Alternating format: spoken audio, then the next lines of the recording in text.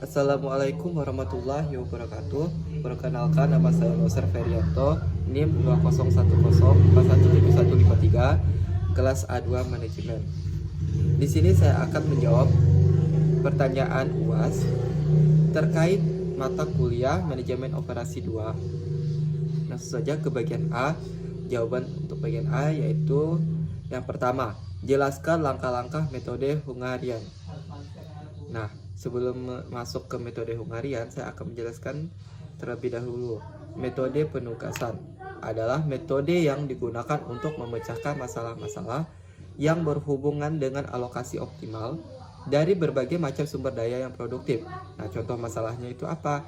Contoh masalahnya seperti tenaga kerja atau personalia yang mempunyai tingkat efisiensi yang berbeda-beda untuk pekerjaan yang berbeda-beda pula. Nah, metode penugasan ini dibagi menjadi dua, yaitu minimasi dan maksimasi. Namun di sini saya hanya membahas tentang minimasi. Dan minimasi sendiri itu merupakan pengalokasian tugas kepada sumber daya sehingga diperoleh total biaya seminimal mungkin.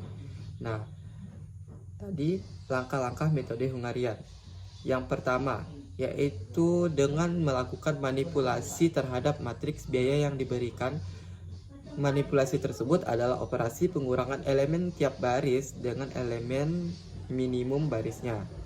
Jadi, setiap elemen pada setiap baris matriks itu biasanya dikurangi dengan elemen yang paling kecil. Kemudian, lakukan operasi pengurangan elemen kolom dengan elemen minimum tiap kolomnya. Nah, jadi setiap elemen pada setiap kolom itu pada matriks yang diperoleh dari langkah 1 tadi dikurangi dengan elemen terkecilnya juga. Setelah itu, melakukan pembuatan garis melalui elemen-elemen 0. Artinya, buat sedikit mungkin garis vertikal ataupun horizontal yang melewati semua elemen 0. Apabila jumlah garis sama dengan jumlah baris atau kolom, maka tabel sudah optimum. Tetapi jika belum, maka lanjutkan langkah-langkah berikutnya. Kemudian, cari submatriks pada elemen minimum yang tidak dilalui garis 0.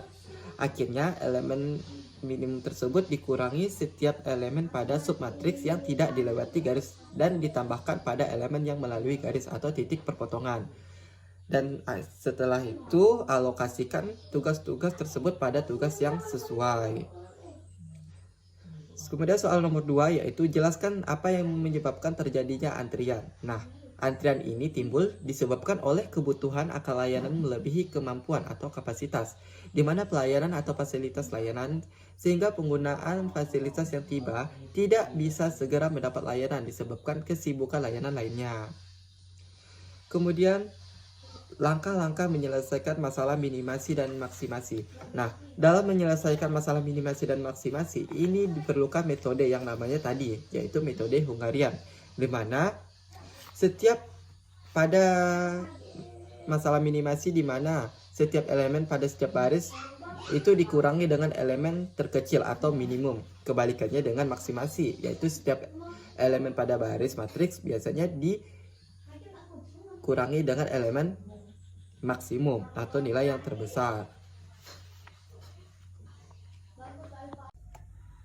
Assalamualaikum warahmatullahi wabarakatuh.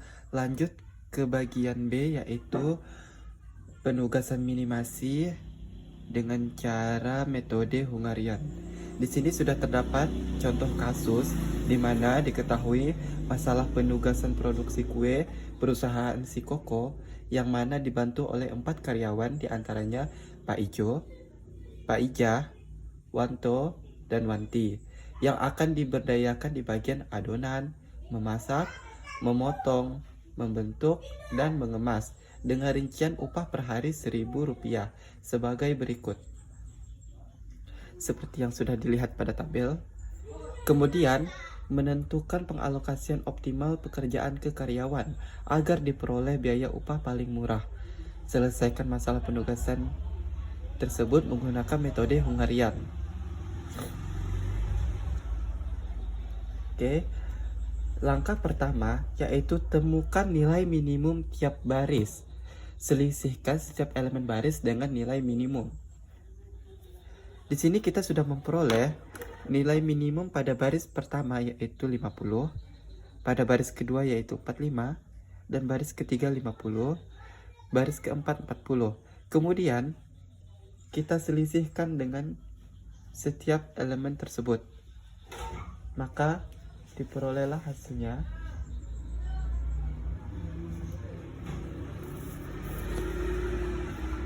15,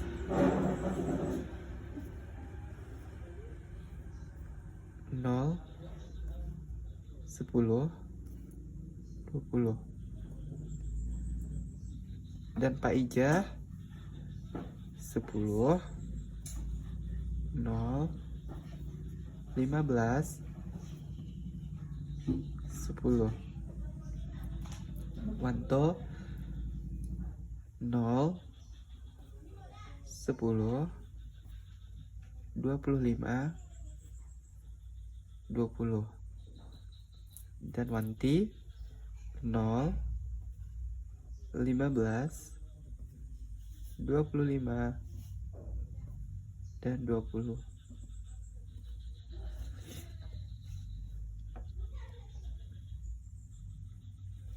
Kemudian, periksa apakah tiap kolom telah mempunyai nilai 0.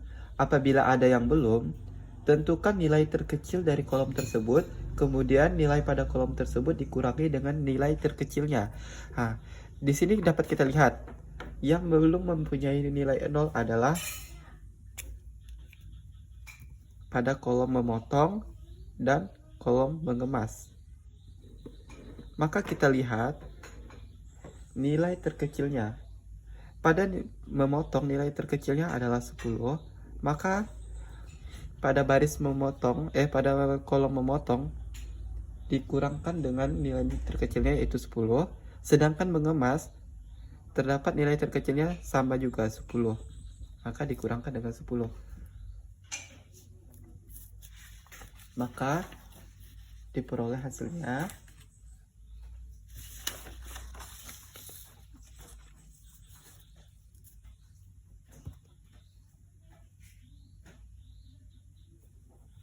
10 masih tetap 15,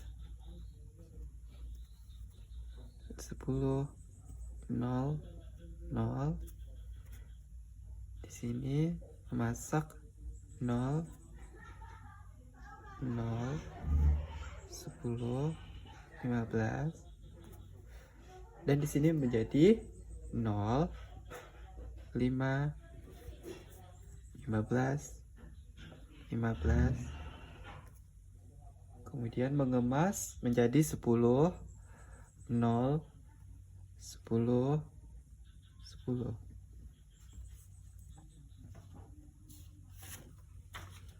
Nah, kemudian kita lihat apakah jumlah garis sama dengan M.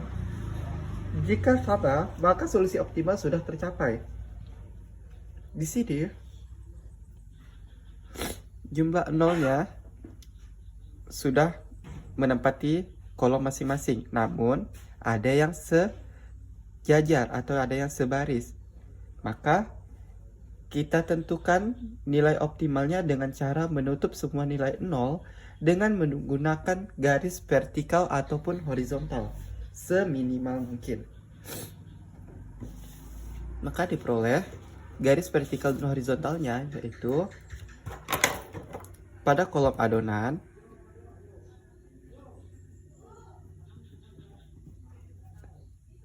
kemudian pada baris Pak Ijo dan Pak Ijah.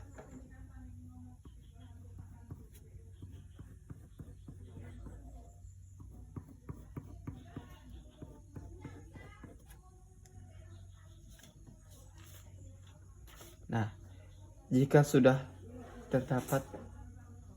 ditutup dengan garis vertikal dan horizontal, maka temukan nilai minimum pada baris atau kolom yang terbuka. Selisihkan tiap elemen dengan nilai minimum tersebut, lalu tambahkan nilai minimum dengan perpotongan 2 garis.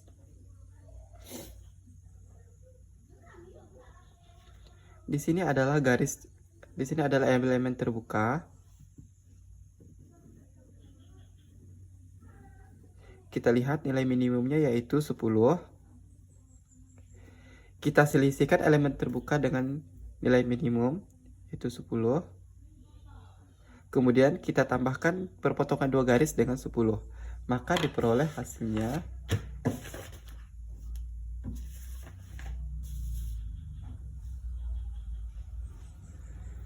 ini menjadi 25, 20, 0, 0, di sini menjadi 0, 0, 0, 5, 0, 5, 5, 5, 10, 0, 0, 0.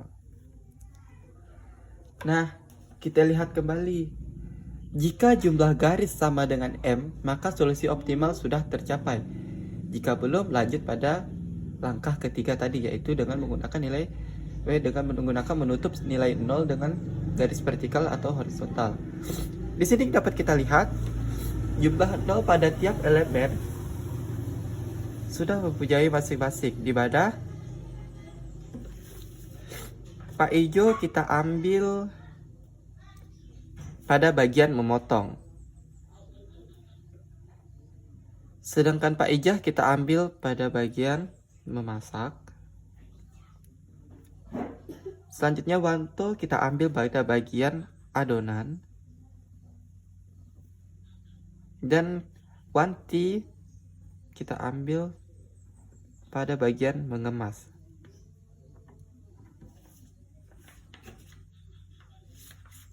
Nah,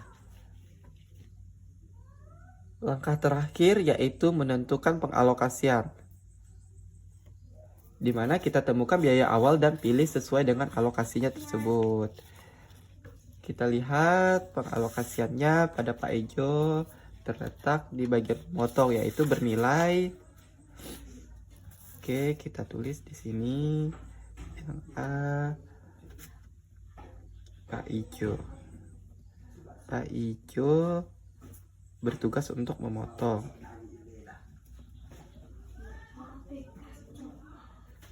Yaitu kita lihat pada tabel awal, memotong itu 60, bernilai 60. Kemudian Pak Ica, kita lihat dia bagian memasak, yaitu bernilai 45. Dan Wanto pada adonan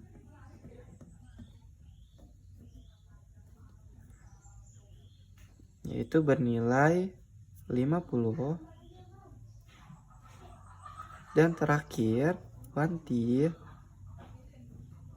mengemas bernilai 60. Maka kita jumlahkan, dapatlah hasil akhirnya yaitu 215. Nah, inilah hasil akhir dari penugasan minimasi menggunakan metode Hungarian.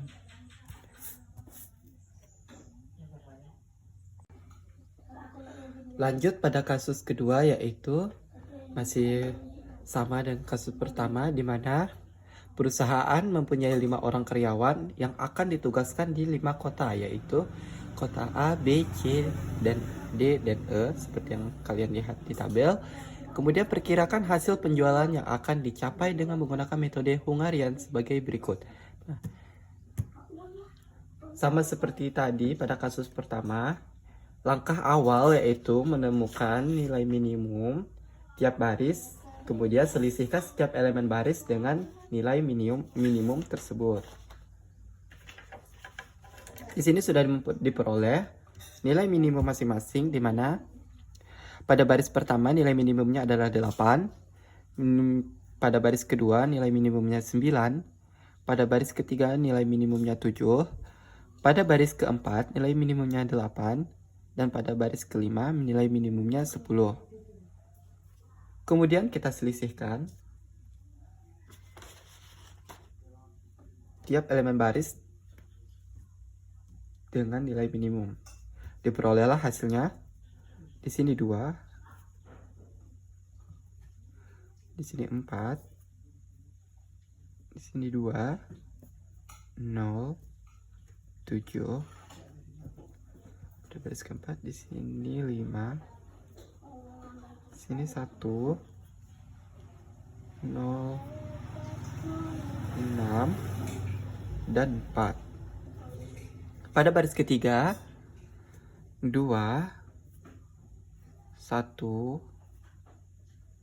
0, 1, dan 5. Pada baris keempat 5, 7, 0, 8, dan 3. Pada baris kelima 0, 3, 4, 1, dan 7. Nah, jika sudah diselisihkan, kita periksa apakah tiap kolom mempunyai nilai 0. Apabila ada yang belum, tentukan nilai terkecil kolom tersebut. Kemudian nilai pada kolom tersebut dikurangi dengan nilai terkecilnya. Di sini dapat kita lihat yang belum mempunyai nilai 0 yaitu pada kota landak dan kota semparuh. Di mana pada kolom kota landak ini kita lihat nilai minimumnya adalah 1. Maka kita selisihkan tiap kolom tersebut dengan nilai minimumnya yaitu 1. Kemudian pada semparuh kita dapat lihat nilai minimumnya yaitu 3. Maka kita selisihkan tiap kolomnya itu dengan nilai minimumnya yang paling kecil yaitu 3. Diperolehlah hasilnya. Tuh, di sini masih tetap 2, 5, 2, 5, 0. Nah, dan di sini berubah menjadi 3, 0, 0, 6, 2. Sini masih tetap 2, 0, 0, 0, 4. Dan di sini menjadi 0, 6, 1, 8, 1 masih tetap. Dan di sini berubah menjadi 4, 1, 2, 0, 1.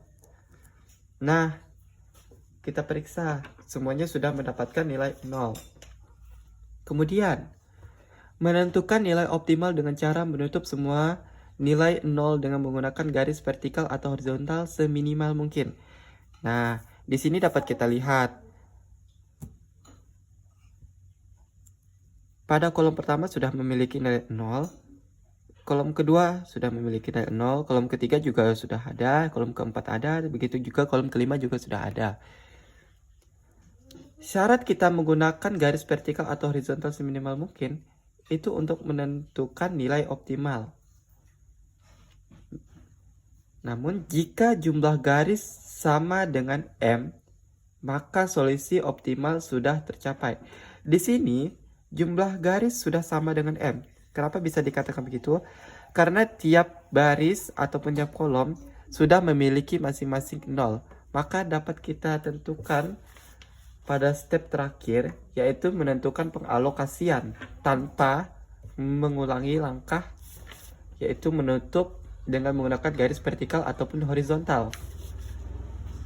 Di mana dapat kita ambil pada baris pertama, yaitu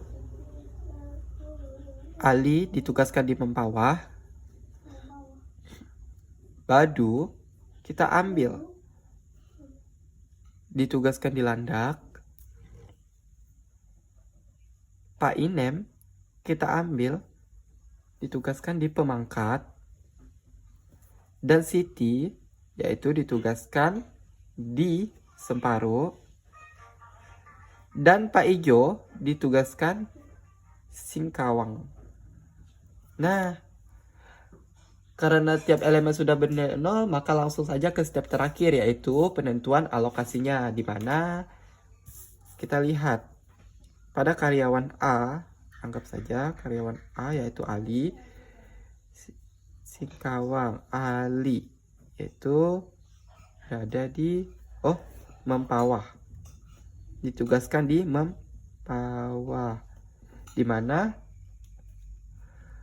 pada mempawah, Ali mempawah, yaitu dimana nilainya 8.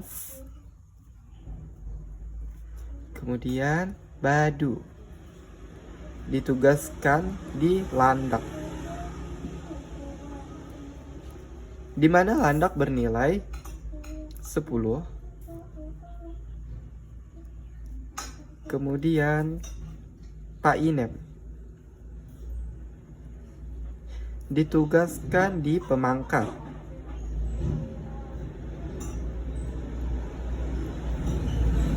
di mana Pemangkat itu bernilai 7. Kemudian Siti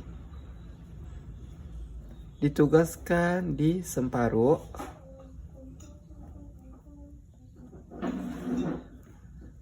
di mana bernilai 11. Dan terakhir yaitu Pak Ejo ditugaskan di Singkawang,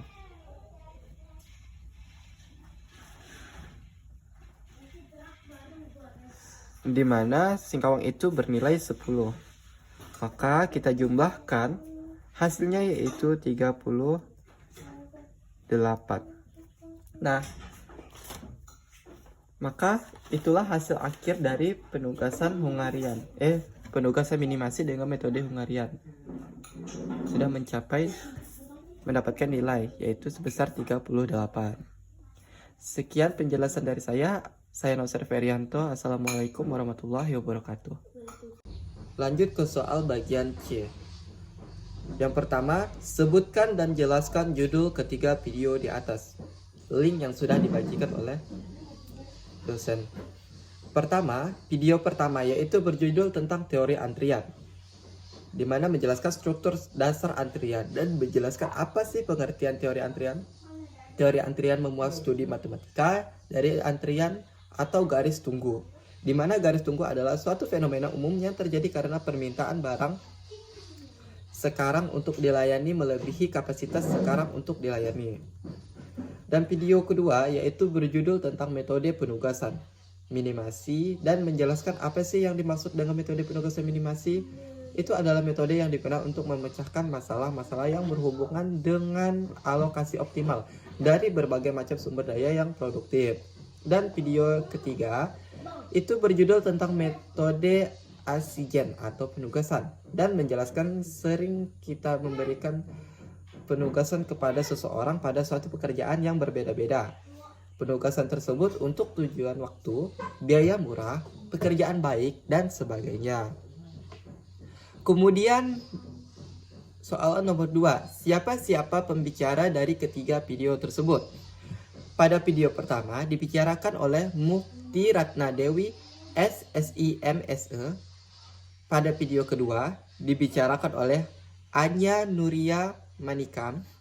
Dan pada video ketiga dibicarakan oleh Dr. Beni Ostana Baban, SPI MSI, Dr. Yesi Dewitasari, SPI MSI.